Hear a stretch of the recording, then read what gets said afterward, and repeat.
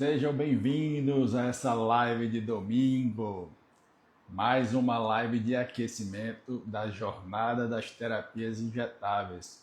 E lembrando, já começa na outra semana, dia 26. Então, se você não fez ainda a sua inscrição, se você é médico ou se você é médica, vai agora no link e já se inscreve. É totalmente gratuita a jornada das terapias injetáveis. Vai ser 3 dias de muito conhecimento para você que está começando nas terapias injetáveis ou já começou, mas está meio perdido ainda. Vai ser a chance de clarear a sua mente e a gente vai te trazer muita informação de qualidade nessa jornada, tá?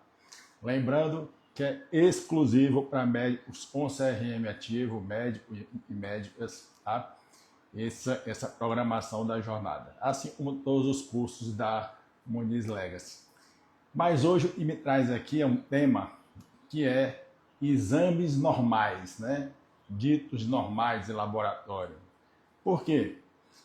Quem é que já não olhou, ela vai pelo laboratório, o paciente às vezes está até sintomático, mas você olha lá no laboratório e está na faixa de normalidade do laboratório, mesmo que esteja no mínimo, e você fala, tá normal, não pode ser isso.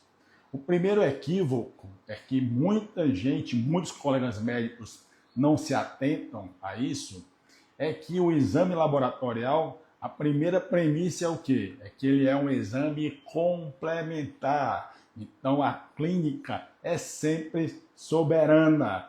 Ela é soberana a qualquer exame. Então se o paciente está muito sintomático, se você tem uma hipótese diagnóstica forte em relação a um problema ou alguma enfermidade, e mesmo assim ainda confia no exame do laboratório e tira e precipitadamente, deixa às vezes de cuidar do seu paciente, por conta que o exame do laboratório deu normal, já está cometendo um grande erro.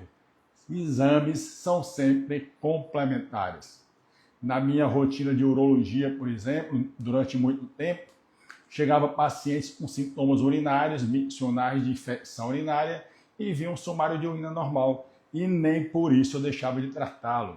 Mas hoje, na minha prática de reposição hormonal, alguns pacientes chegam com queixa de libido forte, né? Altera cansaço, disfunção cognitiva, mas às vezes a testosterona dentro do normal do laboratório. E muitas vezes a gente faz um teste terapêutico baseado nesse exame. Então, pessoal, quando você olhar um exame de sangue, olhe o exame de sangue, a normalidade, mas olhe também a clínica do paciente. Vou dar um exemplo. A famosa variação dos níveis de normalidade da testosterona.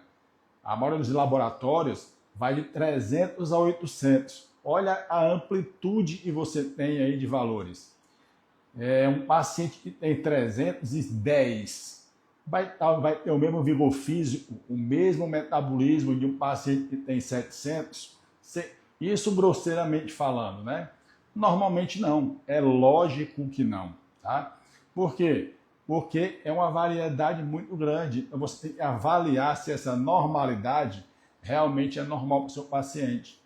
A gente sabe que essa normalidade, como ela é feita? Através de uma curva de Gauss, né? O que é o Gauss? A parte central da curva, que é o segundo terço e o terceiro terço, ela divide em 4, tá? A curva de Gauss. Ela curva assim, ó, quem não lembra, tá? Faz tipo um pico e cai, né? Essas duas extremidades são as menos frequentes de acontecer. E as duas que estão no meio, e faz parte do pico, né, são teoricamente as mais frequentes. Então, a maior parte da população está mais ou menos nesse terço médio. O que quer dizer que, teoricamente, seria normal estar aí. Mas, no caso, isso quando foi feito, né, isso foi feito baseado numa população e vai de 20 a 80 anos. Então, assim, também a variedade não foi seccionada por idade, por exemplo. A maioria dos exames não fala idade tal é normal, idade tal é normal. Poucos são os exames que fazem isso, né? No caso da testosterona, por exemplo, voltando a falar dela, O ideal, e muitos trabalhos mostram isso, é a maioria das respostas metabólicas ficam mais favoráveis quando você está mais próximo do quarto, né, proximal do nível maior, tá certo? O nível proximal mais de cima, você divide sempre em 4, e quando você está no quarto proximal da normalidade alta, você teoricamente tem uma resposta metabólica melhor. Quando você está no quartil menor, é mais próximo do nível menor da testosterona, as respostas já caem muito mais. E ainda tem, né, que se considerar o nível e o estilo de vida do paciente. Se ele, por exemplo, é um paciente ativo, tanto mentalmente como fisicamente, obviamente a demanda dele por nutrientes, minerais, vitaminas, aminoácidos, ou carboidratos, ou lipídios e hormônios vai estar muito mais aumentada. Então, se eu pego um paciente que faz atividade física diariamente, tem um trabalho que demanda uma força mental muito grande, e ele vem com a testosterona normal de 400, cheio de sintomas, eu tenho que abrir o olho. Eu digo, olha, é um cara muito ativo para uma testosterona que não consegue dar conta disso aí. Agora, o cara que está totalmente sedentário, meio letárgico ali e tal, não tem atividade física, aí vem uma testosterona de 500, pode ser, nem sempre é verídico isso, a testosterona seja normal.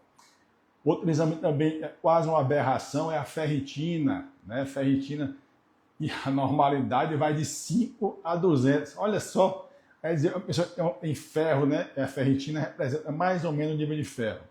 Uma ferritina de 10,5, ela está se arrastando, pessoal. Ela não tem ferro para oxigenar o cérebro, para oxigenar os músculos. Então ela vai render muito menos, vai sentir mais cansaço, mais irritabilidade. Ela só se adaptou àquela situação, mas ela não rende a mesma coisa de quem tem uma ferritina, por exemplo, de 150, de 100. Precisa de ferro para fazer o hormônio da tireoide. O ferro leva oxigênio pelo corpo todo. Então, muito cuidado quando olhar nível de normalidade de hormônios, de vitaminas, quando está no nível mínimo. E você tem que avaliar outros critérios para você conseguir repor esses nutrientes. E, principalmente, olhou o exame e vai repor, que via eu vou repor? Por via oral? Por via endovenosa? Quando é que eu reponho pela via endovenosa? Então, tudo isso tem que ser levado em conta.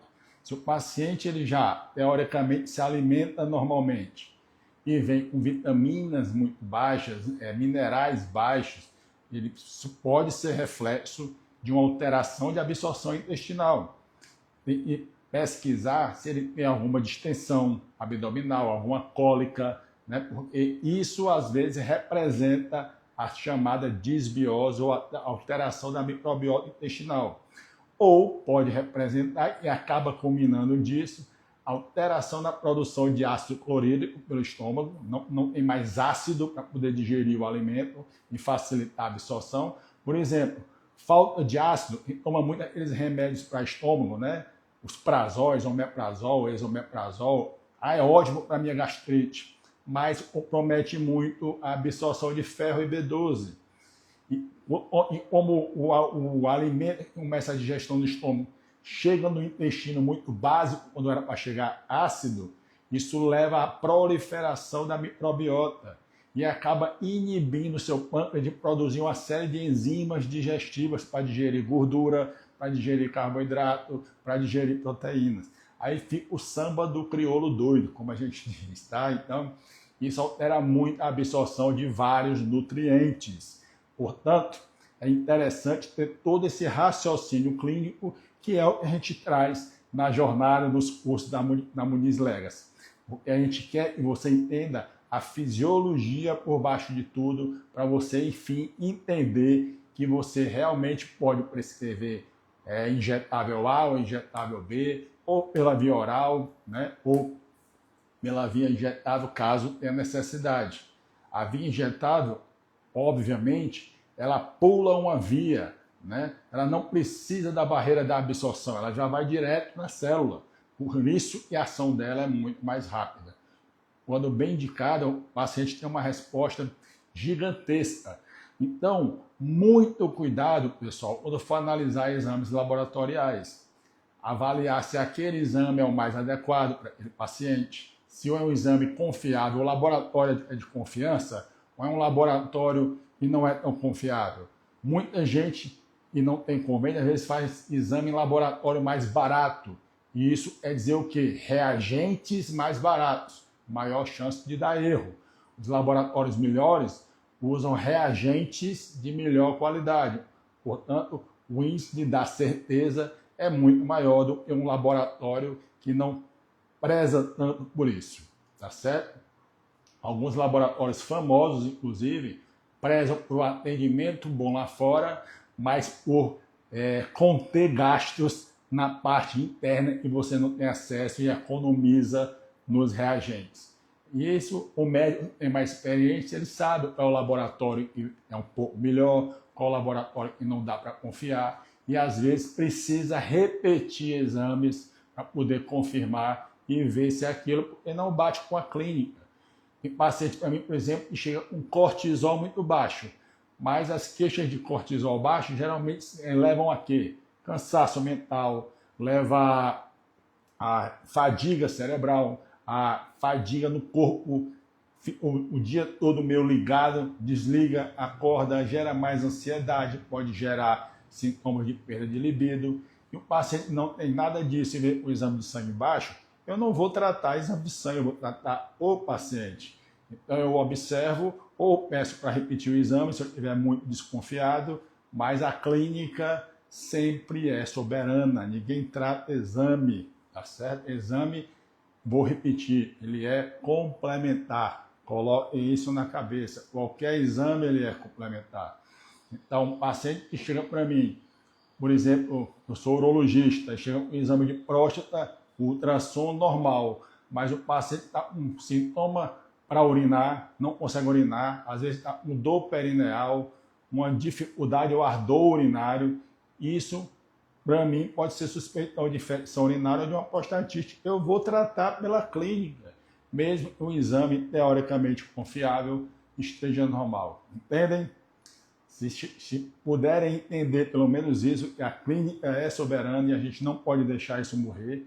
Embora o paciente, mas meu exame está normal. Não importa, não é exame, importa, é a sua clínica e eu, como médico, tenho a obrigação de lhe orientar. O melhor tratamento é esse. Agora você tem a opção de fazer ou não tratamento, mas a minha orientação é exclusivamente essa, tá certo? Muitas vezes a gente está repondo hormônio e lá o paciente começa a melhorar e tal, só que o laboratório, o paciente melhora muito da reposição de testosterona, mas no laboratório ainda vem baixa testosterona. O paciente fica apavorado e o tratamento não está funcionando porque o exame não está normal. Tá certo? Só a gente tem que lembrar que a clínica é soberana. Meu amigo, você não está bem? Libido não melhorou? Não melhorou a parte cerebral? Está dormindo melhor? Fazendo atividade física com mais força? Então não se importe com o exame de sangue. Isso aí é temporário. Pode ser a testosterona esteja sendo usada dentro da célula e não sobrou para o sangue. Então, tem outras maneiras de avaliar e quem tem habilidade vai avaliar muito bem e, consequentemente, vai conduzir por uma clínica correta. Não é isso? E é isso que a Muniz Legacy preconiza. Preconiza tratar o doente com base na fisiologia, na clínica. Exames são sempre complementares. Tá? E os injetáveis é uma ferramenta fantástica para levantar esse doente mais rápido, para ele responder mais rápido à maioria das enfermidades que chegam no nosso consultório. A maioria dos pacientes chegam inflamados, com a resistência à insulina absurda, com processo de inflamação cardiovascular alto, de neuroinflamação, e a gente tem que tirá-los dessa condição o mais rápido possível. E o injetável vai atuar nisso mais rápido do que uma medicação por via oral. Então, tem a hora de indicar cada uma. Um pode ser complementar à outra. O importante é saber utilizar. E a gente vai trazer isso para você na jornada das terapias injetáveis. Trazer consciência de prescrição, como indicar, qual a melhor maneira de começar as terapias injetáveis, ou já fez curso, mas não está dominando ainda, de como restartar isso na sua vida. Se inscreve, se não se inscreveu, se inscreve agora na Jornada das Terapias Injetáveis. Lembrando que vai ser um evento gratuito para você, mas exclusivamente para médicos e médicas com CRM ativo. Tá? Será muito bom recebê-los lá, conversar com vocês com esse assunto que eu tanto gosto, que a doutora Tamires é apaixonada, e quando a gente transmite isso com amor, o conhecimento chega para você, né, de forma limpa, certa e reta. Tá? O nosso lema é injetáveis, pessoal, com segurança, com ética e sempre baseado em ciência. Isso é verdade. Né? É trazer injetáveis não no oba-oba, não para ganhar dinheiro. O dinheiro vem com certeza com injetáveis. Você aumenta a rentabilidade da sua clínica, mas vem por conta da ética que você tem. Seu paciente vai melhorar, ele vai querer refazer o tratamento, vai indicar para outros, o seu nome vai circular como um cara que trabalha com injetáveis com seriedade. Isso acaba trazendo retorno financeiro justo e merecido pelo seu trabalho.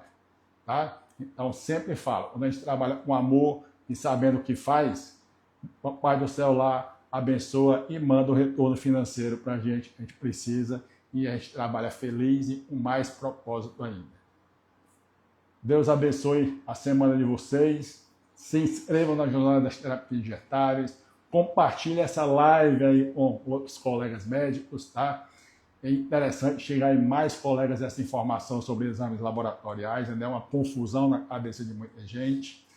E a gente quer você na jornada. Se inscreve agora e aguardo você lá. Até a próxima live.